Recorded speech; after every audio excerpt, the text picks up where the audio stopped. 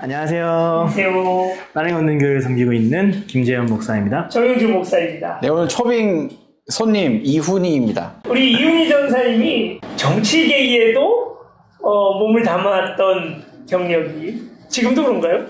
지금은 지자체 장애 비서로 있습니다. 일하고 있습니다. 신학을 하고 또 이렇게 정치계에 이렇게 몸 담고 있는 그런 사람들이 흔치는 않잖아요. 그렇죠? 꽤 있더라고요. 우리 학교 선배님들 중에서도 국회 보좌관 하는 분들도 계셨고, 노동조합 활동가로 가신 분들도 계시고. 얼마 전에 기사에 보니까 신학교 교수들이 장신대 교수도 있고 감신대 교수도 있고 한신대 교수 여러 교수들이 성명서를 발표했더라고요. 무속신앙에 빠진 사람을 지지할 수 없다.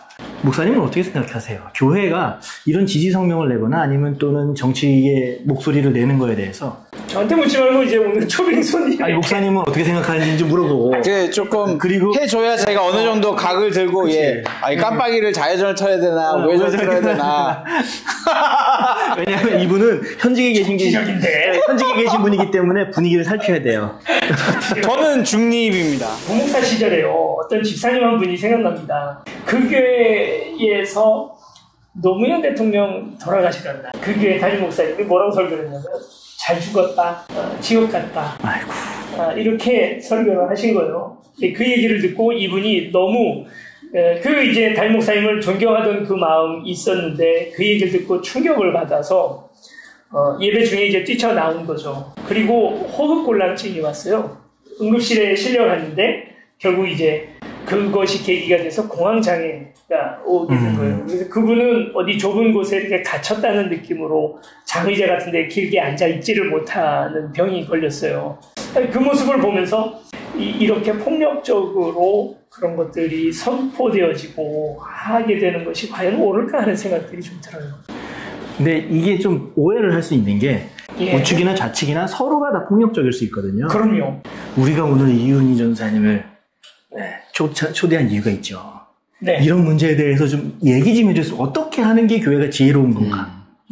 이걸 좀 물어보고 싶었어요. 저도 사실 이 분야에 대한 고민을 공부는 많이 안 했지만 고민을 깊이 해본 사람인데 그 인재는 좀 솔직하게 인정해야 된다. 기본적으로 교회뿐만 아니라 이제 어떤 집단이 생기면 권력관계라는 게 발생하게 되잖아요. 예를 들어 담임 목사님이 설교 시간 30-40분을 독점하고 있기 때문에 본인이 성경의 권위를 빌어서 하나님 말씀의 권위를 빌어서 자신의 정치적 견해를 밝혀도 사실 그거에 대해서 문제 제기하기 쉽지 않다는 거죠. 그렇죠. 그러면서 이제 사실도 교회 안에도 모종의 권력관계라든지 그냥 정말 단어 그대로 의미의 정치적인 것들이 이제 작동을 하는데 마치 우리 교회는 비정치적인 양, 정치적인 것과는 선을 긋는 양, 중립인 척하면서 묘하게 이렇게 딱 제 식구 감싸는 그런 어떤 자기 기만은 저는 조금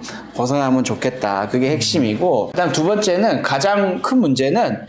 교회 안에서 정치적인 이야기는 안 하니만 못한 결과를 낳을 때가 많아요. 그렇죠. 그래서 대부분의 목회자들이나 좀 성숙한 성도들은 교회 안에서 선거 얘기나 정치적인 얘기 하지 말라고 해요. 근데 이제 그렇게 외면해가지고 과연 우리가 하나님 나라를 이 세상 가운데서 실현해 갈 수 있는가?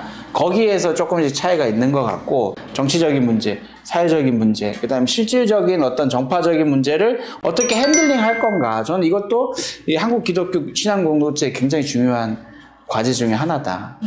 그러면은 전사님이 보시기에는 교회가 특별한 정치 성향을 드러내는 경우가 있다는 거예요. 우리나라의 어떤 정치 문화라든지 선거 제도가 이게 죽이지 않으면은 살아남을 수 없는 선거 제도. 그러니까 진영 싸움이 되는 계속. 이거는 무조건 이겨야 돼. 이겨놓고 봐야 그다음 얘기가 되기 때문에 싸울 수밖에 없는데, 실제로 이제 정치 제도를 연구한 학자들이 보면은 다당제 모델이라든지 정당 간의 어떤 연합인가 합종 연행 이런 것들이 자연스럽게 되고 토론이 되어서 이제 공론화를 해내는 그런 정치 모델을 갖고 있는 나라가 좀 굉장히 삶의 질이라든지 삶의 만족도나 행복도 이런 것들이 높은 걸 알 수 있어요.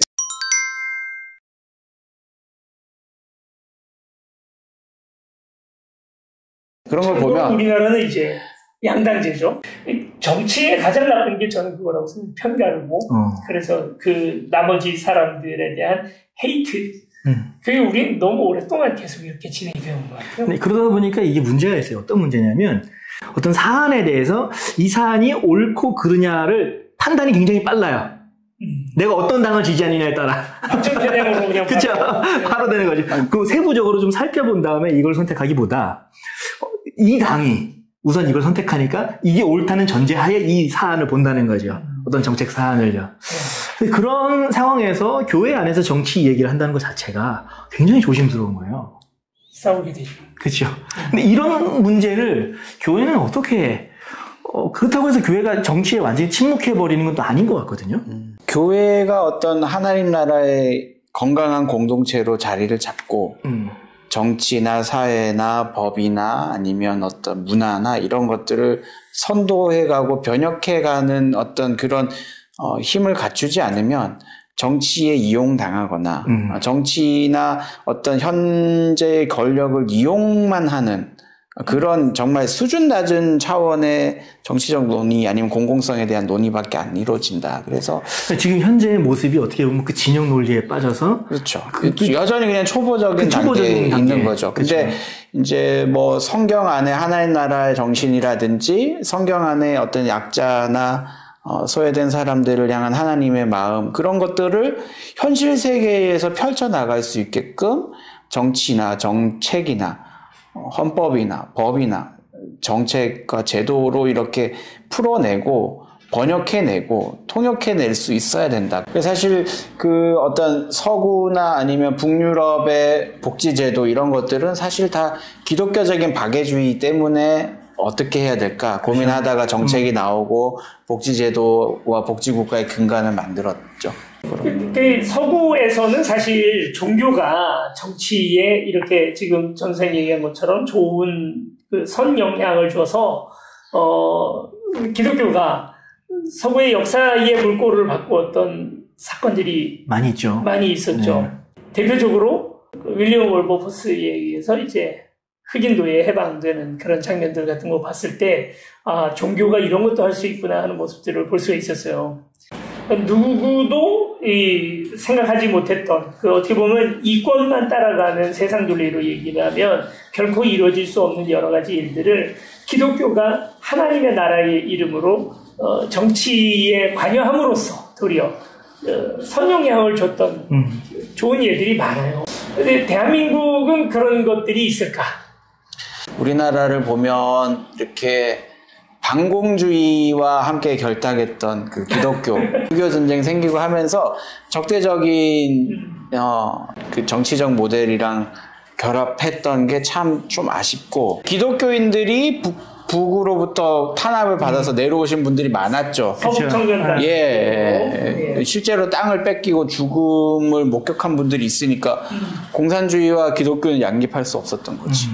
군사 독재 시기로 오면은 조창기도회를 통해서 독재 정권도 옹호해주고 옹립해주는 세력들이 있었다 하면 또 한쪽에서는 민주화운동으로 끊임없이 독재와 싸웠던 분들이 또 계시기도 하고 90년대 이후로 와서는 뭔가 이제 뉴라이트 운동이라 그래가지고 이제 장로 대통령을 옹립해서 뭔가 이렇게 기독교적인 정치를 해보겠다 했는데 처절한 실패로 끝났던 그런 경험도 있고 그렇죠.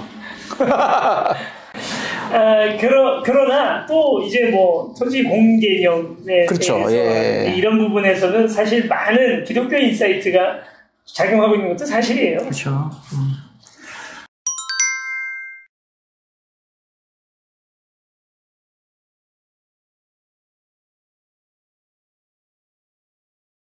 저는 좀 한 가지 궁금한 게 그러면 교회가 어떻게 정치 참여를 하면 건강하게 그리고 올바른 방향으로 교회가 정치 참여를 할 수 있는가? 교회는 정당이 아니다. 그렇기 때문에 정파적인 아니면 어떤 특정 후보를 위한 조직이 아니에요. 교회는 철저하게 복음과 하나님 나라를 이제 공유하는 공동체이기 때문에 어느 정치 세력이 하나님 나라와 가깝느냐 그런 거를 비교하면서 각 사회에 있는 정치 세력들, 정당들을 견인할 수 있어야 된다고 봐요. 그러니까 교회가 정치인들을 오히려 사용해야 된다는 거죠. 그럼요. 뭐 교회 안에도 이쪽 당 저쪽 당 정치인들 다 많으신데 그분들이 최소한 이렇게 복음과 성경 안에서 이렇게 뽑아낼 수 있는 공통 분모들이 분명히 있을 거거든요.